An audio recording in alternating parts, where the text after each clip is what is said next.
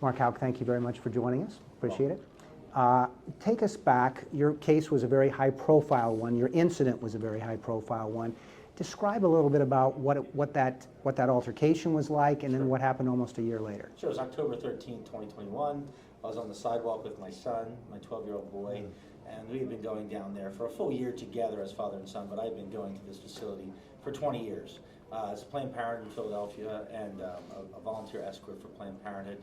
Basically was harassing and badgering my son after repeated requests to stop. He did not, and so we just got involved in that as a father, protecting his son. It ended up in a shoving match on the sidewalk in Philadelphia, which is not a big deal in the city of Philadelphia.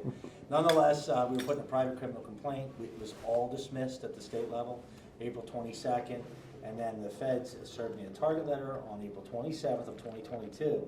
6 months later, almost 6 months later, which is almost a full year from that original incident, I was raided at my home. I was at my kitchen table when my door was banged upon, and about 20-plus federal law enforcement and PA state troopers were outside my home, prepared to come in if I wasn't awake and willing to open up the door.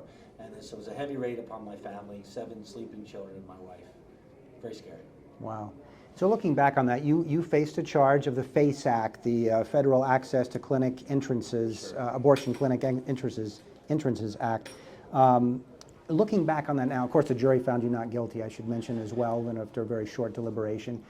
Do you feel in your heart that that whole incident was politically motivated?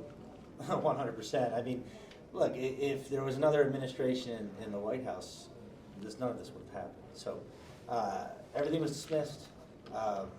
The DA in Philadelphia is a rabid pro-abortionist. He wasn't interested in doing anything. Clearly the government was involved. Clearly the government was watching.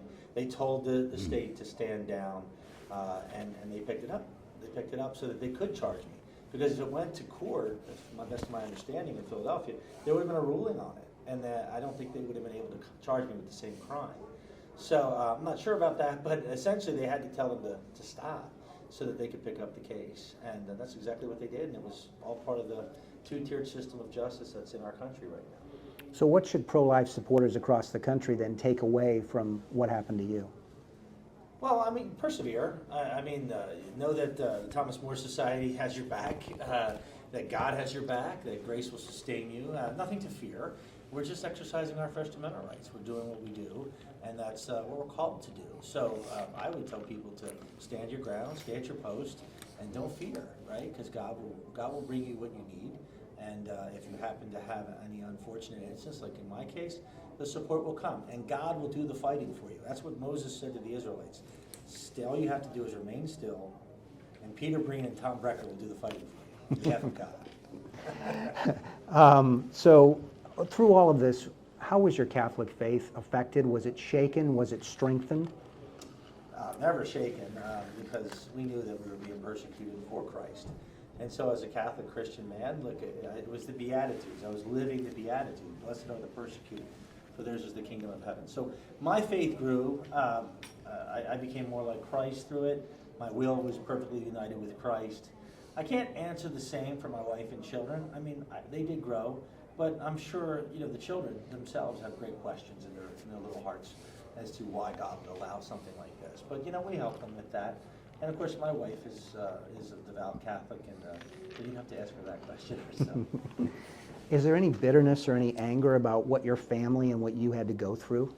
I have no bitterness. I mean, bitterness is like drinking poison, hoping another person dies, right? So, I mean, it's only toxic to me. So, no, there's no resentment. I know people are fallible, they're sinners, and when unfortunately.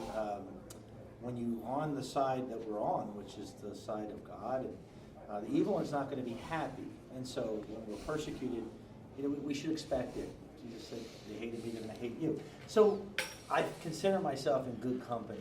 And so to have bitterness would be to kind of almost in a sense reject what God is calling me to do. In the last few years, we've seen a lot of high-profile abortion cases. We've seen the reversal of Roe v. Wade. From a big-picture standpoint, are we winning the battle for the unborn? We're in a post-Roe era, and the battle's just begun.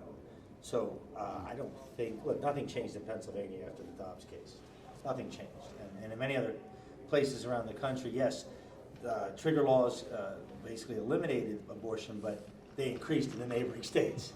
So look, we got a lot of work to do, and so we have a lot of reason to be hopeful, but the battle's just begun. When you talk to big groups like you're going to talk to tonight, what's the takeaway? What's the message you want them to leave with? My core message with them is that you got to be all in. You got to be all in with the pro-life movement. You got to be all in for God, and to basically double down on everything that you're already doing. A lot of people, after we were arrested, and a lot of people pulled back. It's the last thing. That's the last thing you want to do. So my message is, let's get more invested. Let's invest more in the Thomas More Society. Let's invest more in the movement, and let's do all that God is asking of us, a sacred duty, if you will, to really see it that way. So that's my core message today. Awesome. Mark Houck, Yeah. thank you very much for Great your to meet time. you, Dennis. Thank you. All right. Thank you. Pleasure. Yep.